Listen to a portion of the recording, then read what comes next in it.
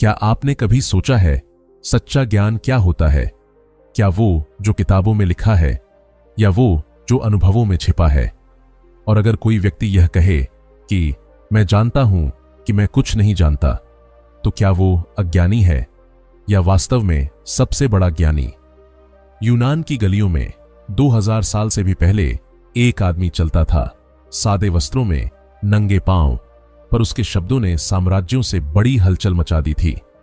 वो राजा नहीं था, सैनिक नहीं था, पर उसने सोचने की ताकत को इतना गहराई से समझा कि दुनिया आज तक उसे मानव विचार का जनक कहती है। उसका नाम था सुकरात, जिसे सोक्रेटिस भी कहा जाता है। कहा जाता है ज्ञान ही शक्ति है, पर सुकरात ने इस शक्ति का अर्थ ही बदल दिया।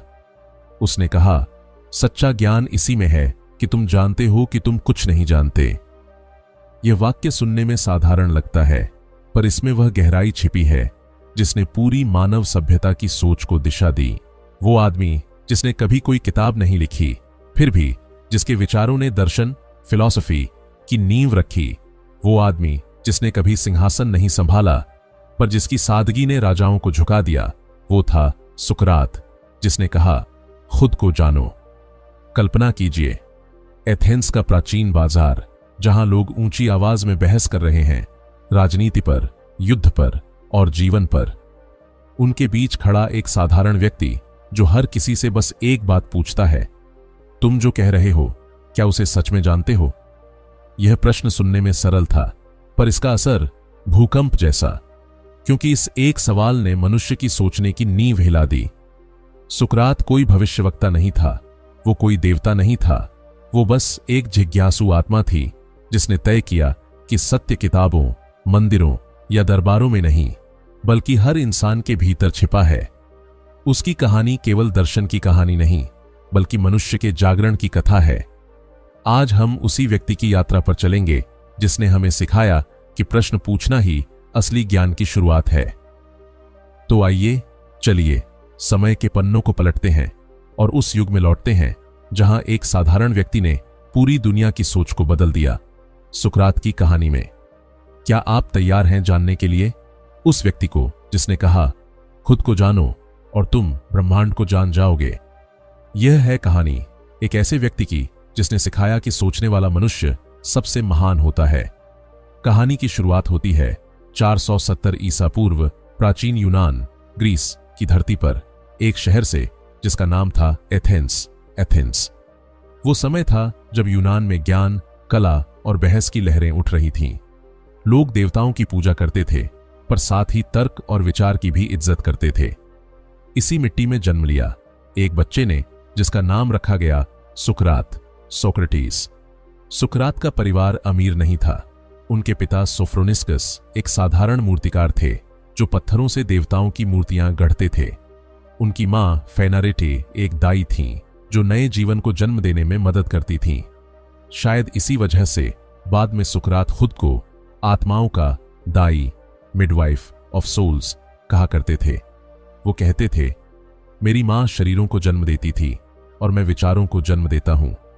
बचपन में सुकरात बिल्कुल साधारण दिखते थे। उनका चेहरा आकर्षक नहीं था, नाक चपटी थी, आंखें बड़ी, शरीर थोड़ा भारी।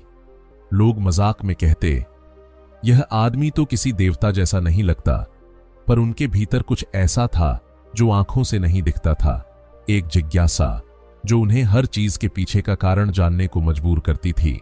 वो पूछते, आकाश नीला क्यों है? पानी बहता क्यों है? लोग जो सही समझते हैं, क्या वो सच में सही है?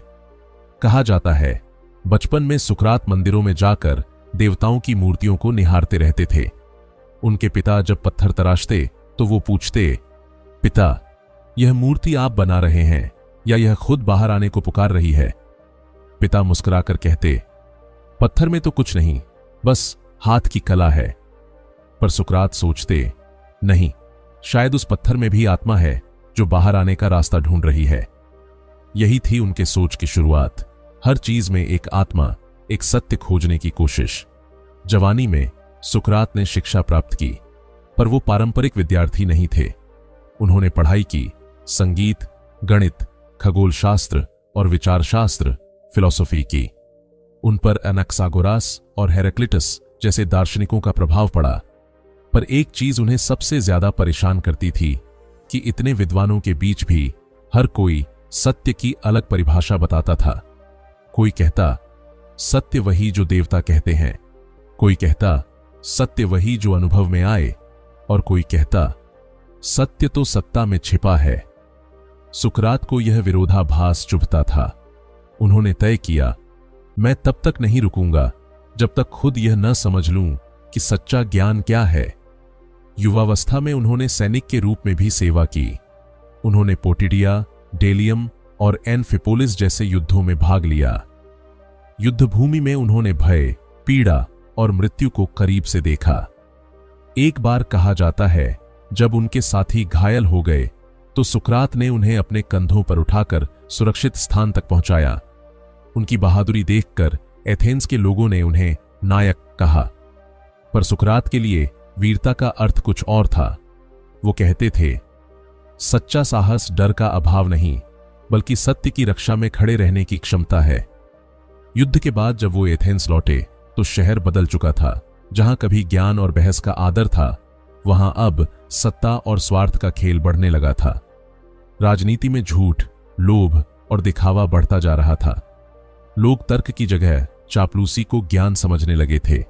सुकरात ने देखा, लोग बहुत कुछ जानते हैं पर खुद को नहीं जानते, और यहीं से उनके जीवन की दिशा बदल गई।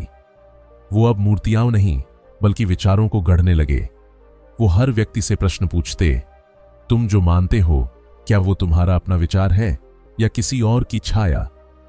सुकरात की एक खासियत थी, वो खुद को शिक्षक नहीं कहते थे। वो कहते थे, मैं किसी को कुछ सिखाता नहीं, मैं तो बस उनके भीतर सोए ज्ञान को जगाता हूं। एथेंस के युवाओं को वो सड़कों पर, बाजारों में, मंदिरों के बाहर, यहां तक कि स्नानागारों में भी प्रश्नों के माध्यम से सोचने की चुनौती देते थे। उनकी संवाद शैली को बाद में सुकराती पद्धति, सोक्रेटिक मेथड कहा गया, जहां वे किसी भी व्यक्ति से लगातार सवाल पूछते जब तक कि वह खुद अपनी मान्यताओं पर पुनर्विचार न करने लगे। उनके सबसे प्रसिद्ध शिष्य थे प्लेटो। प्लेटो बाद में लिखते हैं, सुकरात से मिलना ऐसा था जैसे किसी ने आपकी आत्मा में दीपक जला दिया हो। वो दीपक था प्रश्नों का दीपक, जो अंधी आस्था और झूठे ज्ञान के अंधेरे को चीर देता था। लेकिन उस समय का समाज तैयार नहीं था इतने ईमानदार सवालों के लिए। जो व्यवस्था वर्षों से बनी थी, वो एक साधारण आदमी के प्रश्नों से हिलने लगी। पर सुकरात नहीं डरे, क्योंकि उनके लिए ज्ञान का अर्थ था खुद के भीतर झांकना। धीरे धीरे एथेंस में लोग उन्हें विचारों का साधु कहने लगे।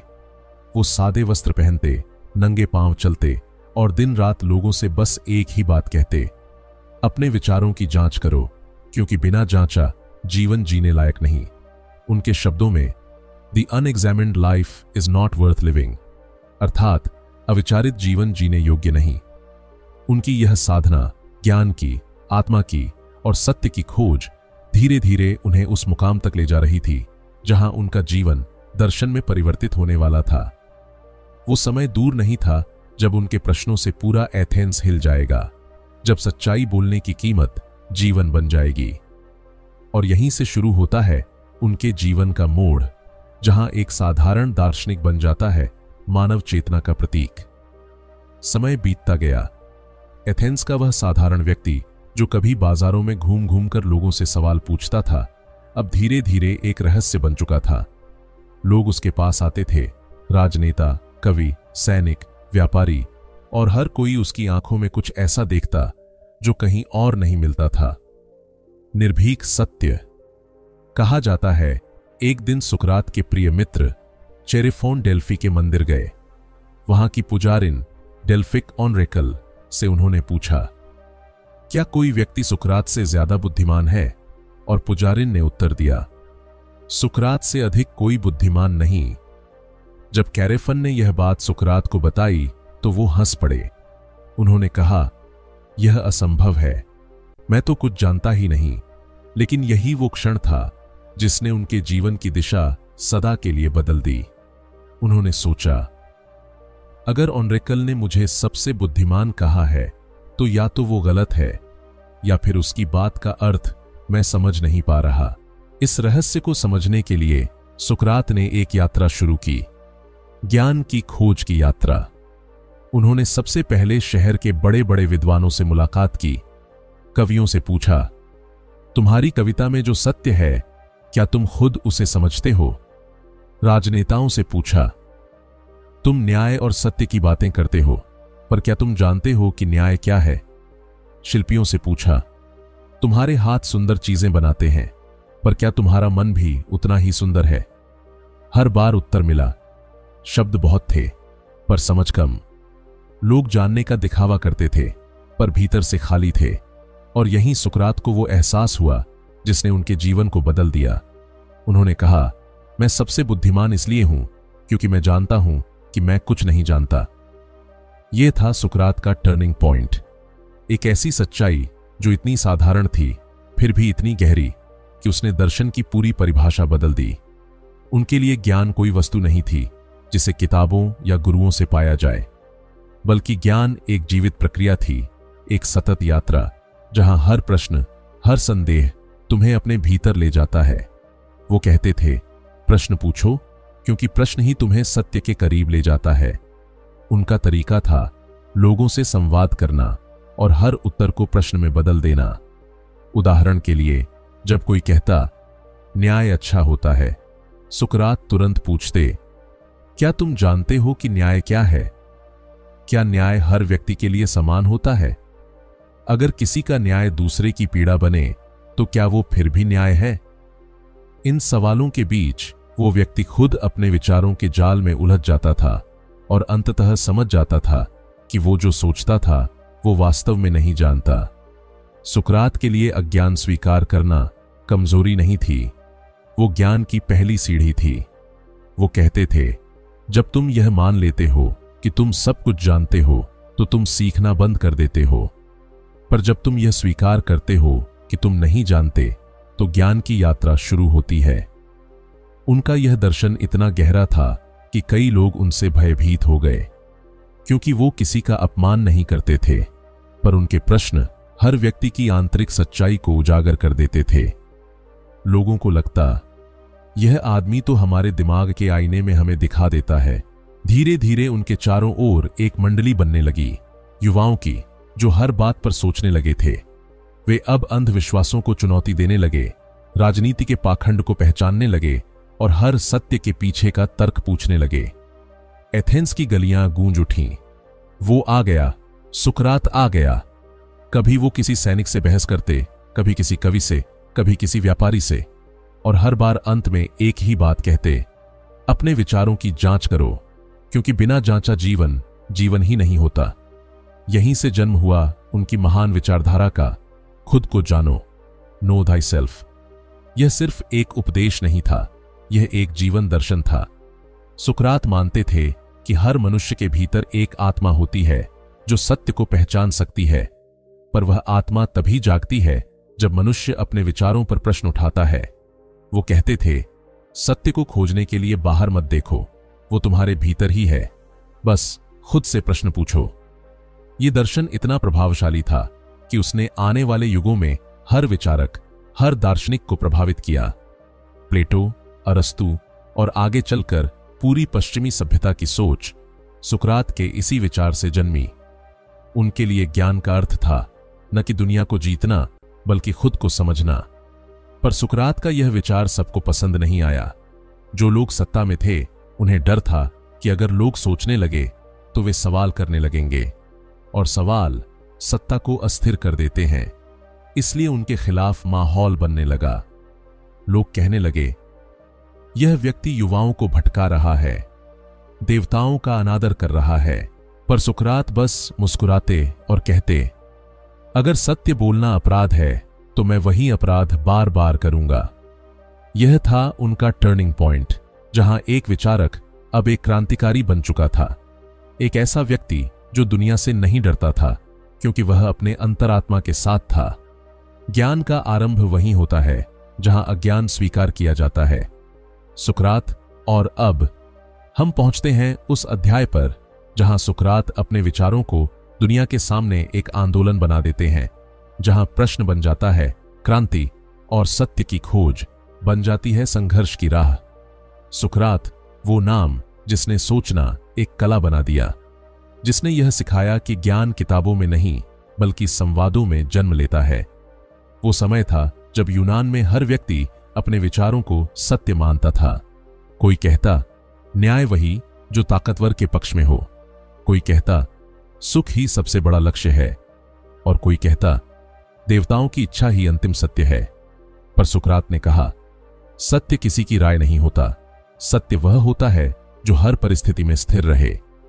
सुकरात ने दुनिया को एक अद्भुत तरीका दिया, सुकराती पद्धति, सोक्रेटिक मेथड। यह कोई ग्रंथ नहीं था, कोई सूत्र नहीं था, बल्कि सोचने का तरीका था। वो कहते थे मैं सिखाता नहीं, मैं केवल प्रश्न करता हूं। उनके संवादों का उद्देश्य था दूसरे व्यक्ति को सोचने पर मजबूर करना। उनका मानना था कि हर मनुष्य के भीतर एक ज्ञान की चिंगारी होती है जो सही प्रश्नों से प्रज्वलित की जा सकती है। कल्पना कीजिए एथेंस की कोई भी सड़क। सुकरात किसी व्यापारी से बात कर रहे हैं। वो पूछते हैं तुम ईमानदार हो? व्यापारी कहता है हां बिल्कुल। फिर सुकरात धीरे से पूछते हैं तो क्या तुमने कभी झूठ बोला है? क्या झूठ बोलने वाला व्यक्ति ईमानदार हो सकता है? क्या सच्चाई का कोई मापदंड है? इन लगातार प्रश्नों के बाद व्यापारी खुद अपने ही विचारों में उलझ जाता और अंत में समझ जाता कि उसकी ईमानदारी केवल एक आदत नहीं बल्कि एक आंतरिक मूल्य, इनर वर्च्यू है। यही था सुकरात का जादू। वो उत्तर नहीं देते थे बल्कि उत्तर खोजने की दिशा दिखाते थे। सुकरात का मानना था कि ज्ञान ही सद्गुण है। वो कहते थे कोई भी व्यक्ति जानबूझकर बुरा नहीं करता। अगर वह बुरा करता है तो केवल इसलिए कि वह नहीं जानता कि अच्छा क्या है। उनका विश्वास था अगर कोई व्यक्ति सही ज्ञान प्राप्त कर ले तो वह स्वतः ही सही आचरण करेगा। यही विचार बाद में नैतिक दर्शन, एथिक्स का आधार बना। आज जब हम कहते हैं सही क्या है और गलत क्या है, तो यह सोच सुकरात की ही देन है। उनके लिए नैतिकता किसी नियम की बात नहीं थी बल्कि आत्मा की स्वच्छता थी। वो कहते थे जिस आत्मा में न्याय है वहीं सच्चा सुख है। सुकरात की सबसे प्रसिद्ध शिक्षा थी नो थाई सेल्फ, खुद को जानो। यह वाक्य उन्होंने किसी किताब से नहीं बल्कि जीवन से सीखा था। उनके लिए खुद को जानना मतलब था अपने विचारों, भावनाओं और इच्छाओं को समझना। वो कहते थे जब तक तुम अपने मन को नहीं समझते तब तक तुम दुनिया को नहीं समझ सकते। ये विचार आज के मनोविज्ञान, साइकोलॉजी और आत्मविकास, सेल्फ डेवलपमेंट की जड़ में बसा हुआ है। सुकरात ने कहा जो व्यक्ति अपने भीतर झांकता है वो बाहर की दुनिया पर विजय पा लेता है। सुकरात ने कभी कुछ लिखा नहीं, पर उनके विचारों को उनके शिष्य प्लेटो ने अपने संवादों के माध्यम से अमर बना दिया। प्लेटो ने लिखा सुकरात बोलते नहीं थे, वो आत्मा को जगाते थे। इन संवादों में रिपब्लिक, एपोलॉजी, क्रिटो और फेदो जैसे ग्रंथों में हम सुकरात की शिक्षाओं को शब्दों में पाते हैं। सुकरात के विचारों ने प्लेटो को प्रेरित किया और प्लेटो ने अरस्तु को। इस तरह सुकरात, प्लेटो, अरस्तु ने पूरी पश्चिमी विचारधारा की नींव रखी। आज तक जब भी कोई तर्क की बात करता है वो सीधे या परोक्ष रूप से सुकरात की छाया में सोच रहा होता है। सुकरात केवल दार्शनिक नहीं थे, वो समाज सुधारक भी थे। उन्होंने कहा अगर कोई नेता सही सोच नहीं रखता तो उसका शासन अन्याय बन जाता है। वो एथेंस के युवाओं को सिखाते थे कि सच्ची देशभक्ति सिर्फ आदेश मानना नहीं बल्कि सत्य के लिए खड़ा होना है। उन्होंने अपने विद्यार्थियों से कहा भीड़ के पीछे चलना आसान है पर सत्य के साथ चलना साहस मांगता है। यह वही विचार था जिसने बाद में लोकतंत्र, डेमोक्रेसी की नींव मजबूत की। सुकरात ने कभी विज्ञान को धर्म के विरुद्ध नहीं माना। वो कहते थे सत्य चाहे मंदिर में मिले या प्रयोगशाला में, वो सत्य ही होता है। उनका दृष्टिकोण था हर चीज को तर्क की कसौटी पर परखो। यही दृष्टिकोण आगे चलकर वैज्ञानिक सोच, साइंटिफिक रीजनिंग का आधार बना। उनका यह भी मानना था कि शिक्षा का उद्देश्य ज्ञान देना नहीं बल्कि सोचने की शक्ति देना है। आज जब आधुनिक शिक्षा प्रणाली क्रिटिकल थिंकिंग की बात करती है तो उसकी जड़ें सुकरात की उसी सोच में मिलती हैं। उनके संवाद कभी भाषण नहीं होते थे, वो संवादों के माध्यम से सिखाते थे। उनका मानना था, सत्य किसी एक व्यक्ति के पास नहीं होता, वो बातचीत के बीच जन्म लेता है। उनका यह तरीका इतना गहरा था कि आज की मनोवैज्ञानिक चिकित्सा में सोक्रेटिक क्वेश्चनिंग का प्रयोग किया जाता है, जहां चिकित्सक व्यक्ति से प्रश्न पूछकर उसके भ्रम और भय को दूर करने में मदद करता है। सुकरात का योगदान केवल विचारों में नहीं था, वो जीवन जीने की कला में था। उन्होंने दिखाया कि सोचना, प्रश्न करना और सत्य के प्रति ईमानदार रहना मनुष्य की सबसे बड़ी स्वतंत्रता है। उन्होंने कहा था, मैं वही करता हूं जो मेरा अंतर्मन सही मानता है, भले ही पूरी दुनिया मेरे खिलाफ क्यों न हो। यही वाक्य बाद में हर युग में क्रांतियों की प्रेरणा बना। गांधी से लेकर नेल्सन मंडेला तक हर वह व्यक्ति जो सत्य की राह पर चला, वो कहीं न कहीं सुकरात के विचारों से जन्मा था। ज्ञान का असली उद्देश्य दूसरों को हराना नहीं, बल्कि खुद को समझना है। सुकरात पर सत्य की राह हमेशा आसान नहीं होती। सुकरात के प्रश्नों ने जितनी आत्माएं जगाईं, उतने ही शत्रु भी पैदा कर दिए। एथेंस के शासक अब असहज होने लगे थे, उनके विचारों से डरने लगे थे, और एक दिन उनकी यह निर्भीकता उन्हें अदालत तक ले आई। हर युग में जब कोई व्यक्ति सत्य की बात करता है, तो पहले लोग उसकी हंसी उड़ाते हैं, फिर उससे डरने लगते हैं और अंत में उसे मिटाने की कोशिश करते हैं। सुकरात की कहानी भी कुछ ऐसी ही थी। उन्होंने कभी सत्ता से लड़ाई नहीं की, कभी हथियार नहीं उठाए, फिर भी उनके शब्द राजाओं से ज्यादा खतरनाक साबित हुए, क्योंकि उनका हथियार था प्रश्न, और हर प्रश्न एक तलवार की तरह झूठ और पाखंड की परतें काट देता था। एथेंस का समाज, जहां कभी विचारों की आजादी थी, अब धीरे धीरे असहिष्णुता की गिरफ्त में आ रहा था। राजनीति में भ्रष्टाचार बढ़ रहा था, धर्म में दिखावा, और लोग सत्य की जगह प्रतिष्ठा के पीछे भागने लगे थे। ऐसे में सुकरात लोगों को जगाते रहे। तुम जो जानते हो, क्या वह सत्य है? क्या तुम्हारे विश्वास तुम्हारे अपने हैं या किसी ने तुम में डाले हैं? लोगों को यह सुनना पसंद नहीं था, क्योंकि सत्य सुनना आसान नहीं होता। कहा जाता है, सुकरात के प्रश्न इतने असुविधाजनक होते थे कि विद्वान, राजनीतिज्ञ और कवि उनसे बचते फिरते थे, क्योंकि उनके सामने झूठ टिक नहीं पाता था। धीरे धीरे समाज के प्रभावशाली लोगों में उनके प्रति असंतोष बढ़ने लगा। कई लोग उन्हें धर्मद्रोही कहने लगे। कुछ ने कहा, वो युवाओं को भटका रहे हैं, उन्हें परंपराओं से दूर कर रहे हैं। और अंततः 399 ईसा पूर्व सुकरात पर 3 आरोप लगाए गए। 1. देवताओं का अपमान करने का। 2. नए देवताओं की बात फैलाने का। 3. युवाओं को भ्रष्ट करने का। एथेंस की अदालत में सुकरात को बुलाया गया।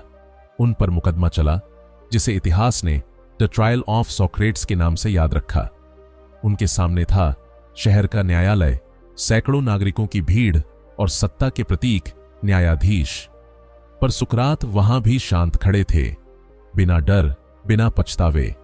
उन्होंने कहा, मैंने कोई अपराध नहीं किया, मैंने बस लोगों को सोचने की कला सिखाई है।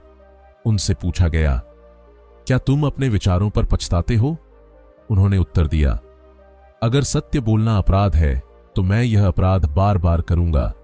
उनसे कहा गया, माफी मांग लो, देवताओं को स्वीकार कर लो और तुम मुक्त हो जाओगे। पर सुकरात ने शांत स्वर में कहा, मैं झूठ बोलकर जीवित रहना नहीं चाहता, मैं सत्य बोलकर मरना स्वीकार करता हूं। यह वो क्षण था जब पूरी अदालत सन्न हो गई। वो व्यक्ति जिसे समाज ने दोषी ठहराया, वो ही वहां सबसे अधिक निर्दोष लग रहा था। उन्होंने अपनी अंतिम दलील में कहा, तुम मुझे मार सकते हो, पर मेरे विचारों को नहीं। वो जीवित रहेंगे, क्योंकि सत्य को मारा नहीं जा सकता। अंततः फैसला सुनाया गया, मृत्युदंड। सज्जा थी, हेमलोक नाम का झर पीना। कहा जाता है, सुकरात को जेल में बंद कर दिया गया। उनके शिष्य प्लेटो, क्रिटो, एपोलोडोरस सब उनसे मिलने आए। उन्होंने कहा, गुरुदेव, हम आपको भगा देंगे, हम पहरेदारों को रिश्वत दे देंगे, आप इस शहर को छोड़ दीजिए। पर सुकरात मुस्कुराए, उनकी आंखों में भय नहीं था, बल्कि शांति थी। उन्होंने कहा, अगर मैं भाग जाऊं तो मैं वही करूंगा जिसे मैंने हमेशा गलत कहा है। मैं सत्य से भागकर जीवित नहीं रह सकता। अंतिम दिन सुकरात ने अपने मित्रों से कहा, मृत्यु से मत डरो, मृत्यु केवल आत्मा का एक और रूपांतरण है।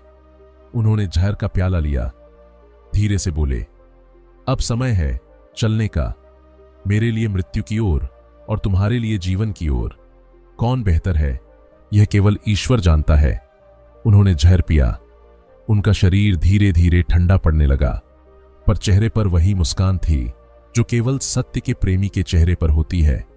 उस दिन एथेंस ने एक मनुष्य को खो दिया, पर दुनिया ने एक विचार को अमर कर लिया। सुकरात चले गए, पर उनके शब्द हर युग में गूंजते रहे। उनके शिष्य प्लेटो ने लिखा, उस रात जब सुकरात ने जहर पिया, वो सबसे स्वतंत्र व्यक्ति थे जिसे मैंने कभी देखा। उनका अंत मृत्यु नहीं था, बल्कि जन्म था, विचारों की अमृता का जन्म। सुकरात ने यह सिखाया कि सत्य की कीमत जीवन हो सकती है, पर झूठ के साथ जीवन सच्चा जीवन नहीं होता। उनकी मृत्यु ने यह सिद्ध कर दिया कि विचार कभी नहीं मरते। शरीर मिटता है, पर विचार हवा में, शब्दों में और मानव चेतना में अमर हो जाते हैं।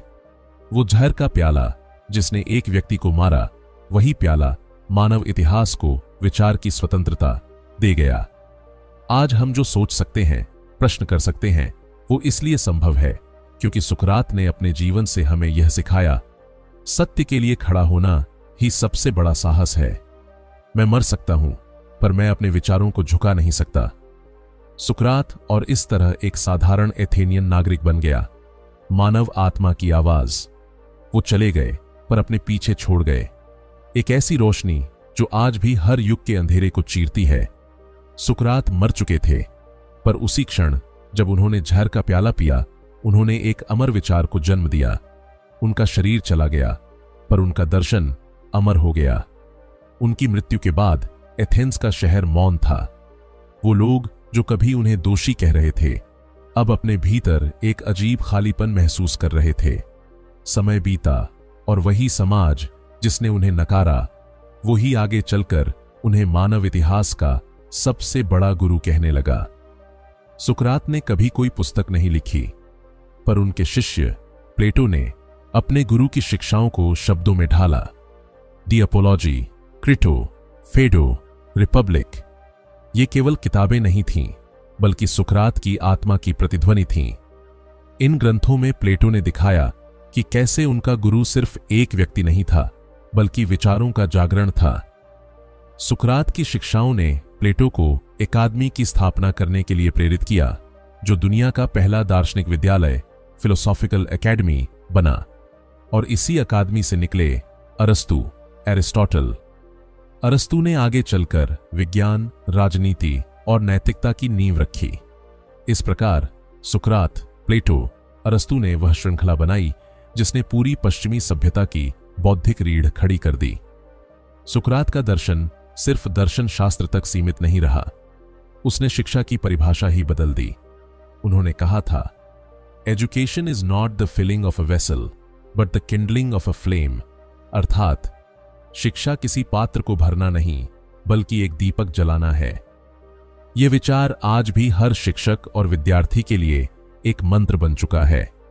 हर आधुनिक शिक्षा प्रणाली जो क्रिटिकल थिंकिंग, आलोचनात्मक सोच, डायलॉग, संवाद और सेल्फ इंक्वायरी, आत्मचिंतन पर आधारित है, वह सब सुकरात की देन है। उनकी सोक्रेटिक मेथड आज विश्वविद्यालयों और अदालतों में प्रयोग होती है। कानूनी पढ़ाई में, मनोविज्ञान में, यहां तक कि आधुनिक थेरेपी, कॉग्निटिव थेरेपी में भी उनके विचार मूल आधार हैं। सुकरात की मृत्यु ने दुनिया को एक प्रश्न दिया, क्या न्याय वही है जो बहुमत तय करे? उन्होंने दिखाया कि अगर सत्य भीड़ के खिलाफ है तो भीड़ गलत हो सकती है, सत्य नहीं। उनकी यही सोच आधुनिक मानव अधिकारों की जड़ बनी। आज जब कोई व्यक्ति अन्याय के खिलाफ खड़ा होता है तो वह अनजाने में सुकरात के पद चिन्हों पर चल रहा होता है। Mahatma Gandhi, Martin Luther King junior, Nelson Mandela या बुद्ध, हर उस व्यक्ति में सुकरात का अंश है जो सत्य की राह पर चला। गांधी ने कहा था, सुकरात ने मुझे यह सिखाया कि अहिंसक विरोध ही सबसे बड़ा साहस है। सुकरात का प्रभाव सिर्फ यूनान तक सीमित नहीं रहा, उनके विचारों ने पूर्वी दर्शन को भी छुआ। भारत में जब उपनिषद कहते हैं आत्मानम विद्धि, खुद को जानो, तो वो वही आवाज है जो सुकरात ने एथेंस की गलियों में दी थी, नो थाई सेल्फ। बुद्ध के स्वयं की जांच करो और सुकरात के अपने विचारों की परीक्षा करो। दोनों एक ही मार्ग के दो छोर हैं। एक ने ध्यान के माध्यम से और दूसरे ने तर्क के माध्यम से मनुष्य को खुद से मिलाने की कोशिश की। सुकरात की विचारधारा ने मानव सोच को स्वतंत्र किया। उन्होंने यह स्थापित किया कि हर सत्य की परीक्षा तर्क से होनी चाहिए। यह सोच आगे चलकर साइंटिफिक रेवोल्यूशन, वैज्ञानिक क्रांति की नींव बनी।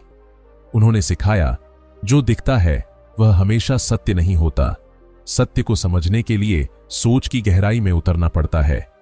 उनके विचारों ने आधुनिक लोकतंत्र, डेमोक्रेसी को भी दिशा दी, क्योंकि उन्होंने बताया कि लोकतंत्र का मतलब केवल वोट नहीं, बल्कि विचार की स्वतंत्रता है। सुकरात ने मृत्यु से पहले कहा था, आत्मा नष्ट नहीं होती, वह बस रूप बदलती है। यह विचार, जो बाद में प्लेटो के फेडो में लिखा गया, आत्मा की अमरता का प्रमाण बन गया। सुकरात का मानना था कि अगर हम अपने जीवन में सत्य और न्याय का पालन करें तो हमारी आत्मा मृत्यु के बाद भी शुद्ध रहती है। यह वही विचार है जो बाद में ईसाई धर्म, सूफी विचारधारा और भारतीय अध्यात्म में गहराई से दिखता है। आज 2000 साल बाद भी दुनिया बदल गई है, पर इंसान की उलझन वही है। हमारे पास जानकारी बहुत है पर ज्ञान कम है। हम बोलते बहुत हैं पर सोचते कम हैं। और ऐसे युग में सुकरात की आवाज फिर गूंजती है, खुद से प्रश्न करो, अपने भीतर झांको, यही सच्चा ज्ञान है। उनके शब्द आज भी हर कक्षा, हर बहस, हर मन में जीवित हैं। जब कोई छात्र क्यों पूछता है, जब कोई नागरिक क्या यह न्याय है पूछता है, जब कोई इंसान मैं कौन हूं सोचता है, वहां सुकरात जीवित हो उठते हैं। सुकरात का सबसे बड़ा योगदान यही था, उन्होंने मनुष्य को सोचने की स्वतंत्रता दी। उन्होंने दिखाया कि ज्ञान का उद्देश्य सही उत्तर खोजना नहीं, बल्कि सही प्रश्न पूछना है। और शायद इसलिए आज भी हर विश्वविद्यालय, हर दार्शनिक और हर जिज्ञासु आत्मा अपने भीतर कहीं ना कहीं सुकरात को खोजती है। शरीर मर जाता है, पर विचार नहीं मरते, क्योंकि वो आत्मा से जन्म लेते हैं। सुकरात उनकी विरासत कोई स्मारक नहीं, कोई ग्रंथ नहीं, बल्कि मानव चेतना है। जब तक मनुष्य प्रश्न करता रहेगा, जब तक वह सत्य की खोज में रहेगा, सुकरात जीवित रहेगा। कहते हैं, हर युग में एक आवाज ऐसी होती है जो समय को पार कर जाती है। सुकरात वही आवाज थे। उन्होंने हमें सिखाया कि सच्चा ज्ञान किताबों में नहीं, बल्कि अपने भीतर झांकने में है। उन्होंने दिखाया कि मनुष्य का सबसे बड़ा दुश्मन अज्ञान नहीं, बल्कि यह भ्रम है कि मैं सब जानता हूं। उन्होंने कहा था, सच्चा ज्ञान यही है कि तुम जानते हो कि तुम कुछ नहीं जानते। यह वाक्य केवल दर्शन नहीं, जीवन का सार है। क्योंकि जब हम स्वीकार करते हैं कि हम सब नहीं जानते, तभी हम सीखने के लिए तैयार होते हैं। सुकरात ने हमें यह भी सिखाया कि प्रश्न करना विद्रोह नहीं, बल्कि जागरण है। जब तुम खुद से पूछते हो, मैं कौन हूं, मैं क्यों मानता हूं, क्या मेरा विश्वास मेरा अपना है, तो तुम एक नए मनुष्य बन जाते हो। यही है आत्मज्ञान का मार्ग, यही है जीवन का दर्शन। उनकी मृत्यु ने हमें यह सिखाया कि सत्य के लिए खड़ा होना कभी व्यर्थ नहीं जाता। भले ही शरीर मिट जाए, पर सत्य हवा की तरह फैल जाता है और हर पीढ़ी में नई आत्माओं को जगाता है। आज जब हम उनके जीवन को देखते हैं तो हमें एहसास होता है कि सुकरात ने हमें कोई उत्तर नहीं दिए, बल्कि उत्तर खोजने की दिशा दी। उन्होंने हमें यह साहस दिया कि हम सोचें, प्रश्न करें और सच के लिए खड़े हों, चाहे पूरी दुनिया विरोध में क्यों न हो। जीवन का संदेश है, अगर तुम सोचते हो तो तुम जीवित हो, अगर तुम प्रश्न करते हो तो तुम बढ़ रहे हो, और अगर तुम सत्य के लिए खड़े होते हो तो तुम अमर हो जाते हो। तो दोस्तों, सुकरात की यह कहानी केवल एक दर्शन नहीं, बल्कि एक दर्पण है जो हमें दिखाती है कि हर इंसान में एक दार्शनिक छिपा है। बस जरूरत है खुद से प्रश्न करने की और सत्य की राह पर चलने की। अगर आपको यह कहानी पसंद आई हो तो चैनल को जरूर सब्सक्राइब करें ताकि अगली प्रेरणादायक कहानी आप तक सबसे पहले पहुंचे। याद रखिए, खुद को जानना ही जीवन को जानने की शुरुआत है।